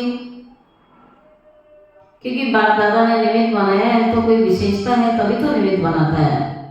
वही विशेषता आप हर एक में आ जाए तो क्या हो जाएगा, अपना राज्य आ जाएगा। जो बाप दादा डेट कहते हैं ना, वो आ जाएगी। अभी याद है ना, डेट फिक्स करनी है, हर एक समझे मुझे करनी है, तो सभी निमित्त बन जाएंगे, विश्व का नव निर्माण हो जाएगा। निमित्त भाव, बाबा कहता है निमित्त भाव ये गुणों की खान है, सदा निमित्त भाव रहे। ये गुणों की खान है, सिर्फ हर समय आपके अंदर निमित्त भाव आ जाए, ये धारणा की पॉइंट है जो आप बाबा कहते हैं सदैव रहनी चाहिए अपने अंदर। मैं कुछ भी नहीं मैंने किया, जो बाबा डिटेल सुनाता है। कारण हार ने करवाया, मुझे आत्मा द्वारा करवाया, मुझे निमित्त बनाया, ये मेरा भाग्य है। तो निमित्त भाव आ जाए, सभी गुण आपके अंदर सहज आ जाएंगे, क्योंकि निमित्त भाव में मैंपन नहीं होता है कभी भी, और मैंपन हलचल में लेकर आता है। जब भी मैंपन आएगा तो हलचल, निमित्त बनने से मेरापन भी खत्म, तेरा हो जाता है। सहज योगी बन जाते हैं तो सभी दादियों से प्यार है, बाप दादा से प्यार है। तो जैसे दादियों के अंदर निमित्त भाव हो, ऐसे हर बच्चे में निमित्त भाव हो। मैंने किया नहीं, बाबा ने कराया, बाबा का शुक्रिया। तो प्यार का रिटर्न है विशेषताओं को समान, जैसे दादियों से प्यार है ना, बाबा ने कहा, तो समान बनो, दादियों के समान बनो, विशेषता धारण करो। तो ऐसे लक्ष्य रखो, विशेषताओं को समान बनाना है। किसी में भी कोई विशेषता देखो, विशेषता को भले फॉलो करो, किसी के अंदर क्वालिटी इसको फॉलो करो। आत्मा को फॉलो करने में दोनों दिखाई देंगे, विशेषता को देखो और उसमें समानता। अच्छा, आज का वरदान, निश्चय की अखंड रेखा द्वारा नंबर 1 भाग्य बनाने वाले विजय के तिलकधारी भव। जो निश्चय बुद्धि बच्चे हैं, वह कभी कैसे व ऐसे के विस्तार में नहीं जाते हैं। उनके निश्चय की अटूट रेखा अन्य आत्माओं को भी स्पष्ट दिखाई देती है। उनके निश्चय की रेखा की लाइन बीच बीच में खंडित नहीं होती है। ऐसी रेखा वाले के मस्तक अर्थात स्मृति में सदा विजय का तिलक नजर आएगा। वे जन्मते ही सेवा की जिम्मेवारी के ताजधारी होंगे। घर में कई बच्चे होते हैं, लेकिन एक जिम्मेवारी लेता है, समझ गए? तो माँ बाप को भी पता लग जाता है उसका भविष्य, ठीक है? इसलिए जब माँ बाप शरीर भी छोड़ते हैं तो सब कुछ उसी को दे जाते हैं, तभी देते हैं ना, उसमें कुछ क्वालिटी देखते हैं। तो बाबा भी कहता है, मैं देखता हूँ कितना कौन जिम्मेवारी लेता है, बाबा उसी आधार से भविष्य में ताज देगा। अगर यहाँ जिम्मेवारी नहीं लेते हैं, नहीं मुझे कोई लेना देना नहीं है, तो वहाँ ताज थोड़ी मिलने वाला उसे। संगम पर जिम्मेवारी का ताज जो पहनेगा, ये सोचेगा मेरी रिस्पॉन्सिबिलिटी है, मेरी जवाबदारी है, मुझे करना है, तब मिलेगा। तो ये बाबा आज वरदान दे रहा है कि अटूट रेखा अन्य आत्माओं को भी स्पष्ट दिखाई देती है। उनके निश्चय की रेखा की लाइन बीच बीच में खंडित नहीं होती है। ऐसी रेखा वाले के मस्तक में स्मृति में विजय का तिलक नजर आएगा। वे जन्मते सेवा की जिम्मेवारी के ताजधारी होंगे और सदा ज्ञान रत्नों से खेलने वाले होंगे। सदा याद और खुशी के झूले में, कौन से झूले में झूलेंगे? 2 रस्सी कौन सी है? हाँ, बाबा कहते हैं याद और खुशी के झूले में झूलते हुए जीवन बिताने वाले होंगे। यही है नंबर 1 भाग्य की रेखा। अच्छा, स्लोगन है बुद्धि रूपी कंप्यूटर में, कंप्यूटर चलाना सीख लो सभी। तो कौन सा कंप्यूटर? सबके साथ ही है कंप्यूटर। ये बाबा कहता है बुद्धि रूपी कंप्यूटर में फुल स्टॉप की मात्रा आना माना, प्रसन्न चित्त रहना, बुद्धि रूपी कंप्यूटर में कौन सी मात्रा? बिंदी। फुल स्टॉप की मात्रा आना माना प्रसन्नचित रहना, और अगर इसकी बजाय क्वेश्चन मार्क आ गया तो खुशी, तो इसलिए फुल स्टॉप की मात्रा पक्की कर लो, हर बात में फुल स्टॉप, तो प्रसन्नचित रहना। अब जैसे किसी को बोलो ना, कईयों का हाल ही होता है, अब जिसकी ब्रेक फेल हो गई उसको स्टॉप बोलोगे तो समझ में आएगा? ब्रेक फेल है ना। और जिसके दिमाग की ब्रेक फेल होगी उसको भी स्टॉप बोलो, समझेगा? उसको बोलो चुप हो जा, होगा ही नहीं। उसके संकल्प भी स्टॉप नहीं होंगे, फिर भी बोल देगा अरे कैसे चुप हो जाए, वो रुकेगा ही नहीं, उसके संकल्प भी नहीं रुकेंगे, वो बोलता ही रहेगा, चलता ही रहेगा। यही बाबा कहता है कि अगर आपको स्मृति नहीं आ रही, कोई दिला रहा है, तब तो बात खत्म करो ना।